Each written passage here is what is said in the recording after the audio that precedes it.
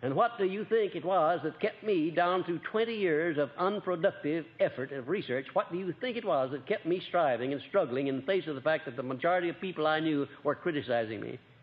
What do you think it was? I had to have an abundance of faith, and I had to keep that faith alive by moving always as if I knew in advance that I was going to complete the task that Mr. Carnegie assigned to me. There were times when it looked as if what my friends and relatives were saying about me was absolutely true. And in a sense it was, that I was wasting my time. From their viewpoint and their measuring stick and their standards, I was wasting 20 years of my time. But from the viewpoint of the millions of people who have benefited and will benefit by my work during those 20 years, I was not wasting my time.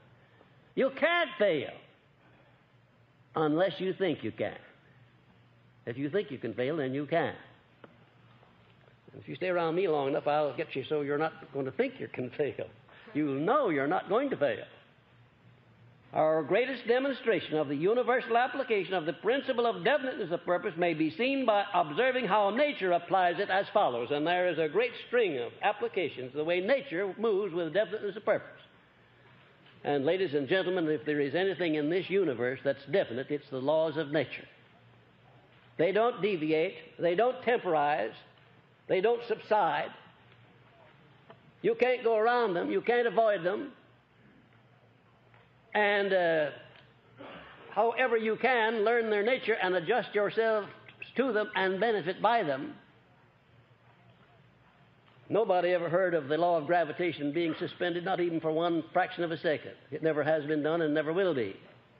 Because nature's whole setup throughout the whole universe, system of universes perhaps, is so definite that everything moves with precision like clockwork. And if you want an example of the necessity of an individual's moving with definiteness, you only have to have a smattering of understanding of the sciences to see the way that nature does things, and then you'll have that example. The orderliness of the universe and the interrelation of all of the natural laws, the fixation of all of the stars and planets in immovable relationship to one another. Isn't it a marvelous thing to know that the astronomers can sit down and with a pencil and a few pieces of paper predetermine hundreds of years in advance the exact relationship of given planets and stars, right where they'll be with relationship to one another, in advance. And you know they couldn't do that if there was not a purpose, a plan under which we're working. We want to find out what that purpose is as it relates to us as individuals. That's why you're in this course. That's why I'm teaching you. I'm giving you that little bit that I've picked up from life and from the experiences of men and from my own experience, so that you will learn how to adjust yourself to the laws of nature in order that you may use those laws instead of allowing yourself to be abused by your neglect in using them. To me, one of the most horrible things to contemplate is the possible cessation of natural laws. Imagine all of the chaos, all of the stars and planets running together. Why, they'd make the H-bomb look like a firecracker if nature allowed her laws to be suspended. But she doesn't do that. She has very definite laws to go by. And you'll find that if you check these 17 principles, they check perfectly with all of the laws of nature. We get over to that principle of going the extra mile, you'll find that nature is profound in her application of the principle of going the extra mile.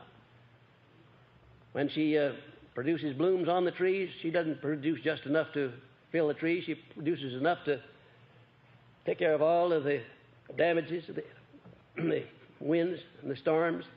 When she produces fish in the sea, she doesn't just produce enough to perpetuate the fish. She produces enough to feed the bullfrogs and the snakes and the alligators and all the other things that still have enough left to carry out her purpose. She has an abundance of things, overabundance. And also, she forces man to go the extra mile, or else he'll perish. He would perish in one season if he didn't go the extra mile. If nature didn't compensate a man when he goes out and puts a grain of wheat in the ground by giving him back 500 grains to compensate him for his intelligence, why, we'd starve to death in one season. If you do your part, nature does her part, and she does it in abundance, in superabundance. And one of the strange things about nature is that if you keep your mind focused on the positive side of life, it becomes greater than the negative side. always does that. If you keep your mind on the positive side, it becomes greater than all of the negatives that may try to penetrate your mind and influence your life. Look around and you'll find examples, living examples all around you of people that you want to emulate and people you do not want to emulate. People that are failing, and you'll be able to tell why they're failing.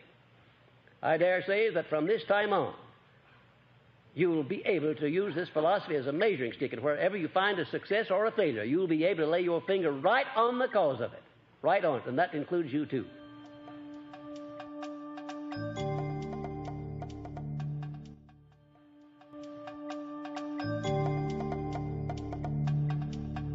The second principle of your right to be rich is the mastermind.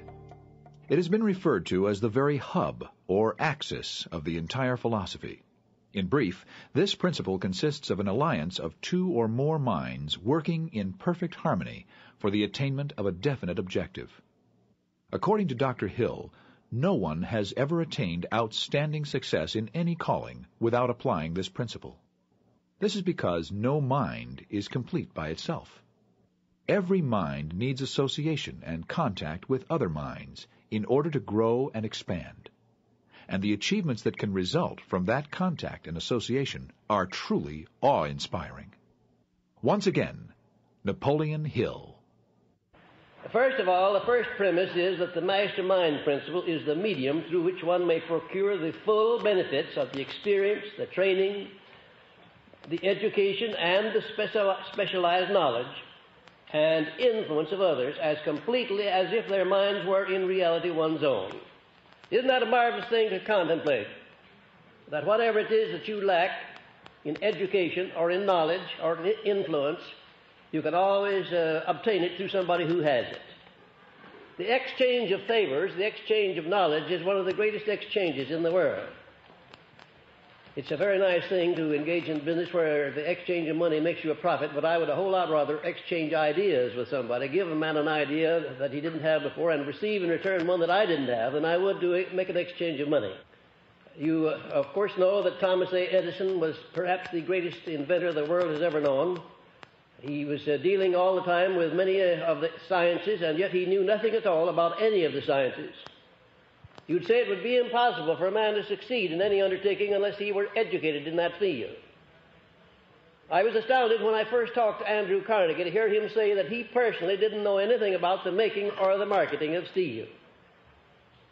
And I was so astounded at that statement, I said, well, Mr. Carnegie, just what is your part in this job here? What part do you play? Well, he said, I'll tell you the part that I play. My job is to keep the members of my Mastermind Alliance working in a state of perfect harmony.